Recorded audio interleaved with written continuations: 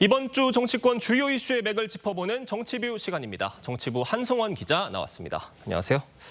자, 한 기자, 어제 첫 토론회가 끝이 났고요. 대선이 어느덧 보름 앞으로 다가왔습니다. 네, 이제 토론회, 이제 23일, 27일 두 차례 남았고요. 그리고 열흘 뒤에는 29일, 30일 사전투표가 있습니다. 그리고 6월 3일에 본투표가 진행되는데요. 이 2주 앞으로 다가온 각 후보들 주요 일정 살펴보겠습니다. 이재명 후보와 김문수 후보 두 후보 모두 오늘 서울 표심을 훑는데요. 먼저 대한노인회를 가서 노년층 표심을 잡고 이후에 용산역, 서울역을 가서 각각 청년 표심까지 노린다는 전략입니다.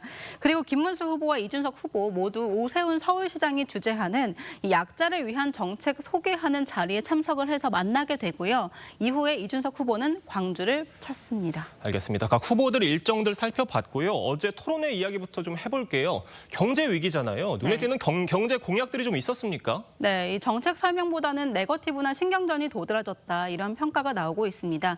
이재명 후보는 김문수 후보에게 경제 0% 성장은 내란 책임이라고 했고 김문수 후보는 민주당이 전 정부 정책에 대해 전부 반대를 했기 때문이다 이렇게 반박을 했습니다. 또 이준석 후보는 이재명 후보를 향해서 이 돈 풀기식 호텔 경제학이다 이렇게 비판을 하면서 어떻게는 빠지고 그냥 다 주겠다 이런 방식이라고 꼬집었습니다. 트럼프 관세 협상에 대한 문제도 나왔는데 민주노동당 권영국 후보가 트럼프 관세 폭탄이다 이렇게 비난을 하고 이재명 후보는 천천히 가자는 신중론을, 김문수 후보는 즉시 한미 정상회담을 추진하겠다 이렇게 밝혔습니다.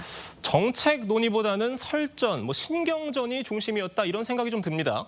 예, 민주당은 토론 중 그리고 토론이 끝난 직후에도 김문수 후보나 이준석 후보의 주장에 대해서 팩트체크를 하겠다면서 반박문 16개나 냈습니다. 국민의힘도 반박문을 1개 정도 냈는데 개혁신당 역시 이재명 후보에 대해 팩트체크 반박문 10개나 냈습니다.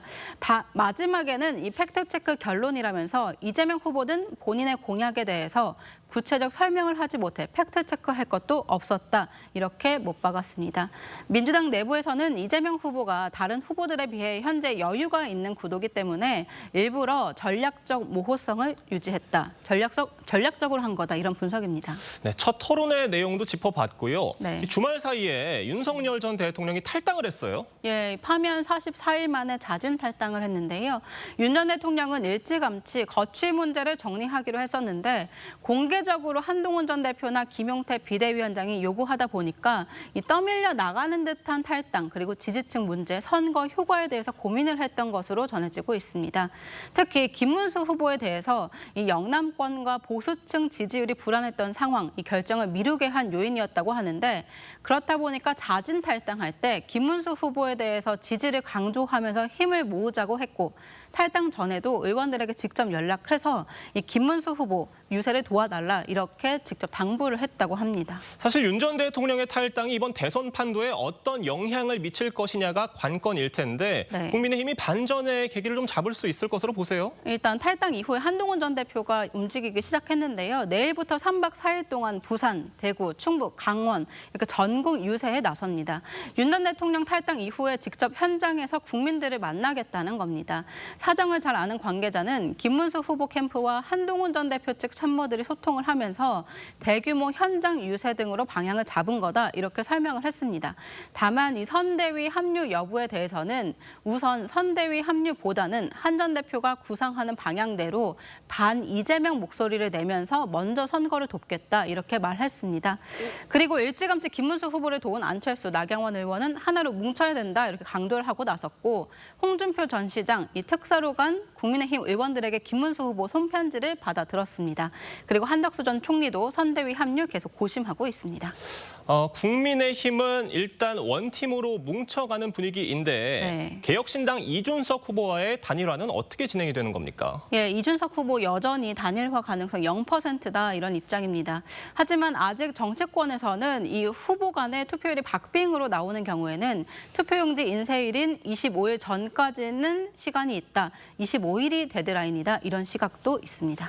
주말 동안 민주당은 국민의힘에 윤 전 대통령 탈당과 관련해서 총공세 이어갔고요. 또 네. 개헌 이슈 꺼내 들었습니다. 네, 윤석열 전 대통령 탈당 이후에도 국민의힘 의원들보다 이 민주당 의원들 비판 반응이 먼저 쏟아져 나왔습니다. 탈당이 아니라 국민의힘이 윤석열 전 대통령을 출당시켰어야 된다, 이런 취지였습니다.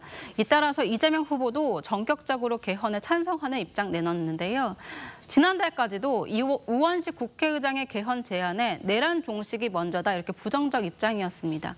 그렇다 보니 민주당 내부에서는 윤석열 전 대통령이 선거 판세에 영향을 주면서 이 국민의힘이 반전의 기회를 잡을세라 전략적으로 이슈를 덮기 위해서 개헌 대응 카드를 꺼낸 거 아니겠냐, 이런 반응들이 나오고 있습니다. 앞으로 사전투표까지 열흘이 남았는데 앞으로 어떤 변수가 더 생길지 잘 지켜봐야겠네요. 한 기자 잘 들었습니다.